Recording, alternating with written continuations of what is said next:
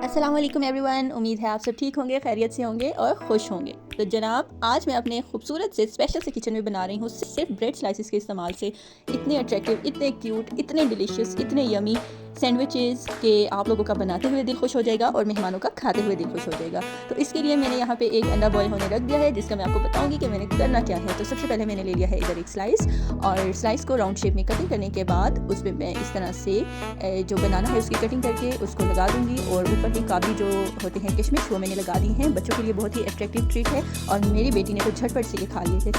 उसके बाद अगेन मैंने ले लिया इधर एक स्लाइस और उसको मैंने इस तरह गोल से कटिंग कर ली, और उस एक जो गोल स्लाइस है, राउंड स्लाइस, उसको मैंने अगेन कट कर लिया बीच में से, और ज़बरदस्त सी उसकी शेप इस तरह से देके ये है हमारे पास चिकन स्प्रेड। और इधर ले लिया है मैंने ऑमलेट मटीरियल और सलाद के पत्ते।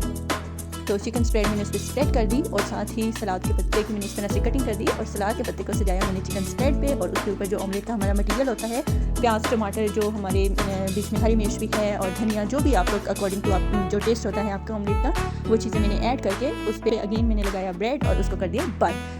अच्छा जी, तो चलते हैं अपने next delicious and beautiful sandwich की तरफ। तो उसके लिए एक स्लाइस की हमने हार्ट शेप में इस तरह की कटिंग कर ली, और उस पर जो सिंपल दूध की मलाई होती है उसको लगा दूंगी इन सैंडविचेस पे।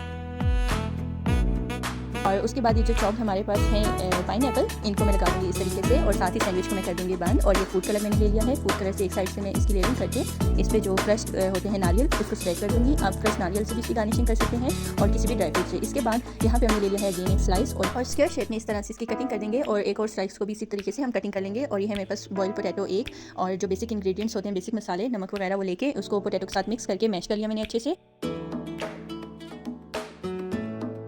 और उसमें जो बची हुई हमारी चिकन स्प्रेड थी ऑलमोस्ट 1 टीस्पून, और तकरीबन 2 to 3 टीस्पून मैंने इसमें ऐड कर लिया ऑमलेट का मटीरियल, और अच्छे से इसको कर लिया मिक्स।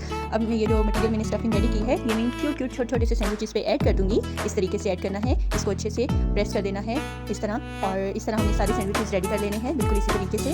और अब मैंने ले लिया है एक खूबसूरत सा बाउल, और उसमें मैंने 3 टेबल स्पून मैदा ऐड करके पानी ऐड कर दिया है, और एक सॉफ्ट सी स्मूथ से हम स्लरी इधर रेडी कर देंगे।